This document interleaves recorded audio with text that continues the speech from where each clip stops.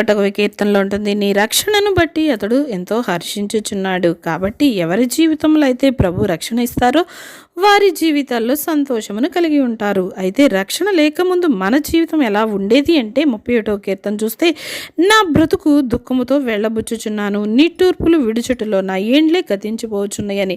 ఇంకా 38వ కీర్తన కూడా మనం చూసినట్లయితే, నేను శ్రమ చేత మిక్కిలి కృంగి ఉన్నానని, అయితే నీ కోపాగ్ని వలన నా ఆరోగ్యము నా శరీరమును విడిచిపోయిను, నా పాపమును బట్టి నా ఎముకలలో స్వస్థత లేదు. నిశ్చయముగా ఒక వ్యక్తిలో రక్షణ అనేది లేదనుకోండి, దుఃఖముతోనూ వారి జీవితం అంతా నిట్టూర్పులతో గడపవలసి ఉంటుంది. ఎందుకంటే పాపానికి వచ్చే జీతం మరణమును కాబట్టి. హెబ్రీ 2లో కూడా ఉంటుంది, నా జీవితకాలం అంతయు మరణ భయం చేత దాస్యమునకు లోబడిన వారిని. మరి ఇలాంటి స్థితిలో లోక 2 ప్రకారం దావీదు పట్టణమందు రక్షకుడు మీ కొరకు పుట్టి ఉన్నాడు, ఆయనే ప్రభు అయిన క్రీస్తు నీ కొరకు జన్మించి ఉన్నాడు, ప్రాణం పెట్టి ఉన్నాడు, 3వ దినమున తిరిగి లేచాడు.